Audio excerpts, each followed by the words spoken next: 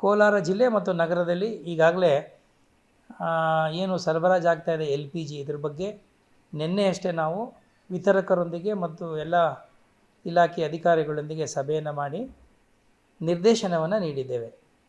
ಇಲ್ಲಿಯವರೆಗೆ ನಮ್ಮ ಕೋಲಾರ ಜಿಲ್ಲೆಯಲ್ಲಿ ಅಥವಾ ಯಾವುದೇ ನಗರ ಪಟ್ಟಣಗಳಲ್ಲಿ LPG ಅಭಾವದ ಸಮಸ್ಯೆ ಕಂಡು ಬಂದಿಲ್ಲ.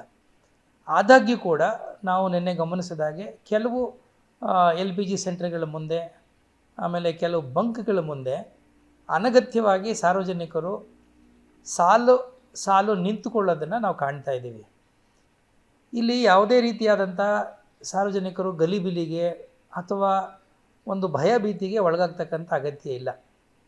ವಂಶೋದಯ ಆಸ್ಪತ್ರೆಯಲ್ಲಿ 24x7 ಎಮರ್ಜೆನ್ಸಿ ಕೇರ್ ಲಭ್ಯವಿದೆ. ಆಘಾತ, ಹೃದಯಾಘಾತ ಅಥವಾ ಪಾರ್ಶ್ವವಾಯು ಆಗಿರಲಿ, ತುರ್ತು ತಜ್ಞರ ತಂಡವು ಅತ್ಯಾಧುನಿಕ ಉಪಕರಣಗಳೊಂದಿಗೆ ಅಗತ್ಯವಿರುವಾಗ ತ್ವರಿತ, ಪರಿಣಾಮಕಾರಿ ಮತ್ತು ಪರಿಣಿತ ಚಿಕಿತ್ಸೆಯನ್ನು ನೀಡುತ್ತಾರೆ. ಹೆಚ್ಚಿನ ಮಾಹಿತಿಗಾಗಿ ಸಂಪರ್ಕಿಸಿ 7277072770 ಅಥವಾ 9141066685.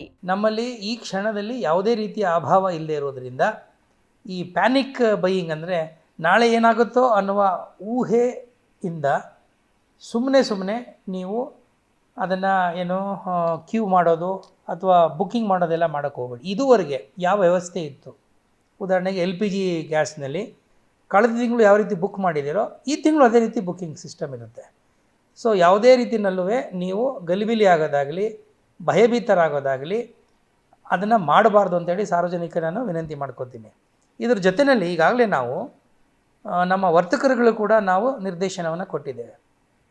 ಈ ಯುದ್ಧ ಸಂದರ್ಭದ ದುರ್ಲಾಭವನ್ನು ಪಡಿಬಾರ್ದು, ಯಾವುದೇ ಕಾರಣಕ್ಕೂ ಈ ಬ್ಲ್ಯಾಕ್ ಮಾರ್ಕೆಟಿಂಗ್, ಕಾಳಸಂತೆಯಲ್ಲಿ ಇವು ಮಾರಾಟ ಆಗಬಾರ್ದು.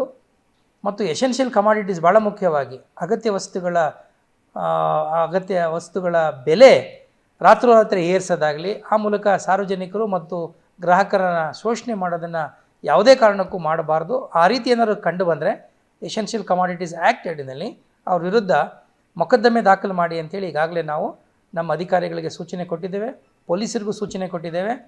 ಮತ್ತು ಇವೆಲ್ಲವನ್ನು ಪ್ರತಿನಿತ್ಯ ಮಾನಿಟರ್ ಮಾಡೋಕ್ಕೆ ಜಿಲ್ಲಾ ಮಟ್ಟದಲ್ಲಿ CO ನೇತೃತ್ವದ ಒಂದು ತಂಡ ಮಾಡಿದ್ದೇವೆ ಮತ್ತು ಪ್ರತಿ ತಾಲೂಕಿನಲ್ಲೂ ತಹಶೀಲ್ದಾರ್ ನೇತೃತ್ವದಲ್ಲಿ ತಂಡ ಇದೆ.